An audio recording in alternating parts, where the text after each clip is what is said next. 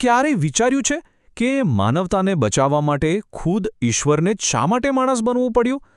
આ એક એવો ઊંડો સવાલ છે જે સદીઓથી પૂછાઈ રહ્યો છે. તો ચાલો આજે આપણે સાથે મળીને આ દૈવી રહસ્યને સમજવાનો પ્રયત્ન કરીએ. હું કેવો અભાગી માણસ છું. આ ખાલી શબ્દો નથી, ખરું ને?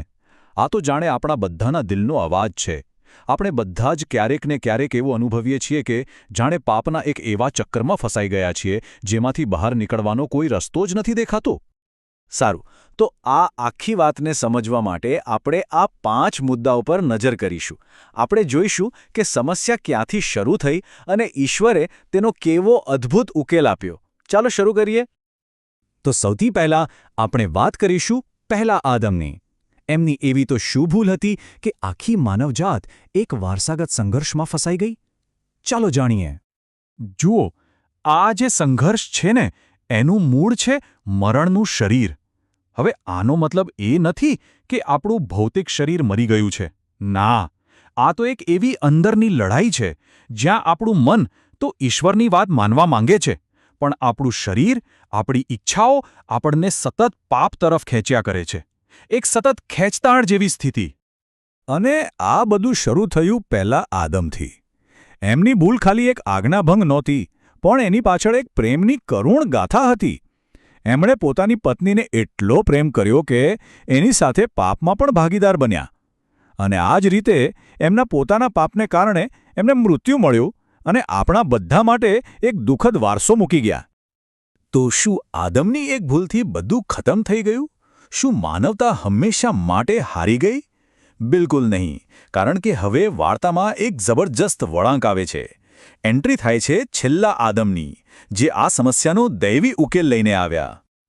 અને આ ઉકેલ કોઈ સામાન્ય નહોતો. એ તો ખરેખર અકલ્પનીય હતો. વિચારો, ખુદ સર્જનહાર એ પોતાની જ બનાવેલી દુનિયામાં એક સામાન્ય માણસ બનીને આવ્યા. એ જ મરણના શરીરમાં જન્મ્યા અને એ જ દુઃખ અને સંઘર્ષનો સામનો કર્યો જેમાં આપણે બધા ફસાયેલા હતા. તો હવે આપણી સામે 2 આદમની વાર્તા છે. પહેલો આદમ એ પોતાની પત્નીના પ્રેમમાં પાપમાં પડ્યો અને પોતાના પાપ માટે મર્યો. અને બીજો આદમ એટલે કે ખ્રિસ્ત એ પોતાની કન્યા એટલે કે આખી માનવતાના પ્રેમમાં પડ્યા, પાપનો ઇનકાર કર્યો અને આપણા પાપ માટે મૃત્યુ પામ્યા. જુઓ તફાવત. એકે બંધનમાં નાખ્યા અને બીજાએ મુક્ત કર્યા. અને એવું બિલકુલ નહોતું કે ખ્રિસ્ત કોઈ સુપરહીરો હતા જેમને કોઈ ફરક જ ન પડે. ના, એમને પણ મરિયમ પાસેથી દેહની ઈચ્છાઓ વારસામાં મળી હતી. એમને પણ એ જ લાલચોનો સામનો કરવો પડ્યો જેનો આપણે રોજ કરીએ છીએ. એ પણ એક શ્રાપિત શરીરમાં જીવ્યા. પણ ખરી વાત, ચમત્કાર તો એ છે કે આ બધું જ હોવા છતાં એ સંપૂર્ણપણે પાપ વગરના રહ્યા. પણ આવું પાપ રહિત જીવન જીવવું કેટલું કઠિન હશે, નહીં? એમની આ સફર ફૂલોની નહોતી. ચલો હવે આપણે એમની એ વેદનાને નજીકથી જોઈએ જે એમને વધસ્તંભ સુધી લઈ ગઈ. મારો જીવ મરણ પામું એટલો બધો શોકાતુર છે. આ શબ્દો એ ઈસુની વેદનાની ઊંડાઈ બતાવે છે. આ કોઈ નાટક નહોતું, કોઈ અભિનય નહોતો. આ તો એક સાચા માણસના હૃદયમાંથી નીકળેલી ચીસ હતી જે એક અસહ્ય બોજ નીચે દબાઈ રહ્યો હતો. પેલું ગત્સમની વાડીનું દ્રશ્ય યાદ છે, જ્યાં એમના પરસેવાના ટીપા લોહી બનીને ટપકી રહ્યા હતા? એ એમની નબળાઈ નહોતી, બલકે એ તો એમની સાચી માનવતાનો સૌથી મોટો પુરાવો હતો. એ બતાવતું હતું કે ખરેખર આપણા જેવા જ હતા, આપણા જેવો જ સંઘર્ષ કરી રહ્યા હતા. બસ એમનો સંઘર્ષ આપણા કરતાં હજારો ગણો મોટો હતો. તો સવાલ એ છે કે એમણે આ અશક્ય લાગતી લડાઈ જીતી કેવી રીતે? કોઈ જાદુથી? ના, ફક્ત અને ફક્ત સતત પ્રાર્થના દ્વારા. એમણે આપણને ખાલી બચાવ્યા જ નથી, પણ એક રસ્તો પણ બતાવી દીધો છે. એક ઉદાહરણ પૂરું પાડ્યું છે કે આપણે પણ ઈશ્વરની મદદથી પાપ પર કેવી રીતે વિજય મેળવી શકીએ.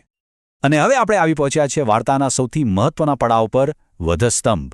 શું એ એક દુઃખદ હાર હતી કે પછી એક એવો વિજય જેણે આખી સૃષ્ટિને બદલી નાખી? ચાલો જોઈએ. જુઓ, વધસ્તંભ કોઈ અચાનક બનેલી ઘટના નહોતી.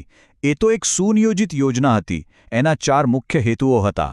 પહેલો, એ સાબિત કરવું કે મનુષ્ય ઈશ્વરની આજ્ઞાઓનું પાલન કરી શકે છે. બીજો, શૈતાનના બધા આરોપોને ખોટા પાડવા. ત્રીજો, આપણને સાચા અર્થમાં પ્રેમથી ઈશ્વરને પસંદ કરવાની સ્વતંત્રતા આપવી.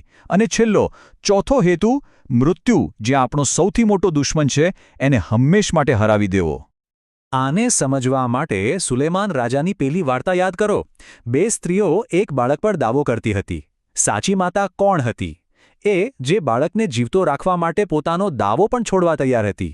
બસ, ખ્રિસ્ત એ સાચી માતા જેવા છે, જેમણે આપણને બચાવવા પોતાનું બલિદાન આપી દીધું. જ્યારે શૈતાન પેલી ખોટી માતાની જેમ આપણો વિનાશ જ ઈચ્છે છે.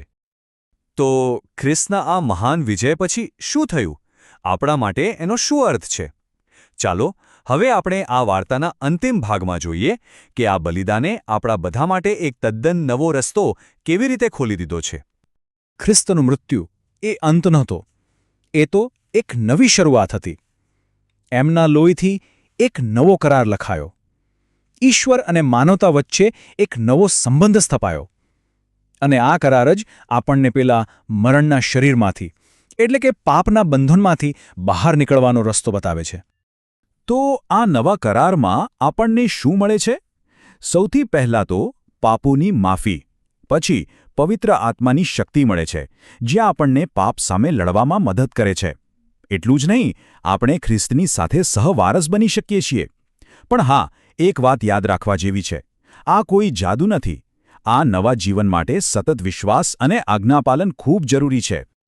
તો અંતે આપણી સામે 2 રસ્તા એકદમ સ્પષ્ટ છે. એક રસ્તો છે પહેલા આદમનો, જે પાપ અને મૃત્યુ તરફ જાય છે, અને બીજો રસ્તો છે છેલ્લા આદમનો, જે જીવન અને મુક્તિ તરફ લઈ જાય છે. હવે સવાલ એ છે કે માનવતા એટલે કે આપણે કોનો રસ્તો પસંદ કરીશું?